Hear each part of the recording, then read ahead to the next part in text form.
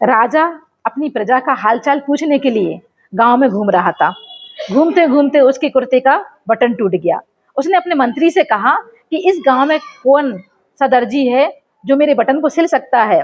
उस गांव में सिर्फ एक ही दर्जी था, कपड़े सिलने का काम करता था। उसको राजा के सामने ले जाया गया और राजा ने कहा कि तुम मेरे कुर्ते का बटन सी सकते हो। दर्जी ने कहा यह कोई मुश्किल काम थोड़े ही है। उसने मंत्री से बटन ले लिया और धागे से उसके राजा के कुर्ते का बटन फौरन लगा दिया। क्योंकि बटन भी राजा का था, सिर्फ उसने अपना धागा प्रयोग किया था। तो राजा ने दर्जी से पूछा कि कितने पैसे लोगे। तो उसने कहा कि महाराज रहने दो, छोटा सा तो काम था। और उसके मन में सोचा कि बटन राजा के पास था तो सिर्फ धागा ही लगाया था। तो राजा दर्जी ने सोचा कि मैं इसके 2 रुपए मांग लेता हूँ। फिर उसने सोचा कि राजा सोचेगा कि ये मेरे से 2 रुपए मांग रहा है, क्योंकि उस समय 2 रुपए की कीमत बहुत ज्यादा थी। जब मुझसे राजा से 2 रुपए मांग रहा है तो और लोगों से कितने मांगता होगा, मन में सोच रहा था। फिर उसने राजा ने पूछा कि दर्जी से कि कितने रुपए दे दूं। तो उसने कहा महाराज आप जो चाहो वो दे सकते हो। तो अब राजा ने सोचा कि मैं तो राजा हूँ, अपने हिसाब से देना था, कहीं देने में उसकी इज्जत ना खराब हो जाए।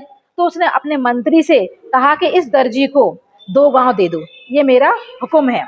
यहाँ दर्जी सिर्फ 2 रुपए की मांग कर रहा था और वहां राजा ने उसको 2 गांव इनाम में दे दिए।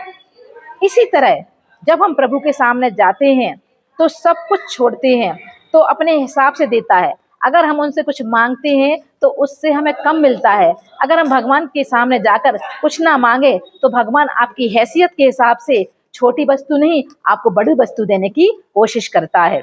इसलिए संत महात्मा कहते हैं कि ईश्वर के सब अपना समर्पण कर दो, ईश्वर को अपना सब समर्पण कर दो, उसने कभी कुछ ना मांगो, जो अपने आप दे दे बस उसी में संतुष्ट रहो।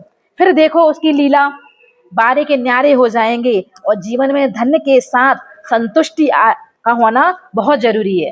धन तो आपके जीवन में आता जाता रहेगा, अगर आपके पास संतुष्टि है तो आपका जीवन सुखमय हो जाएगा।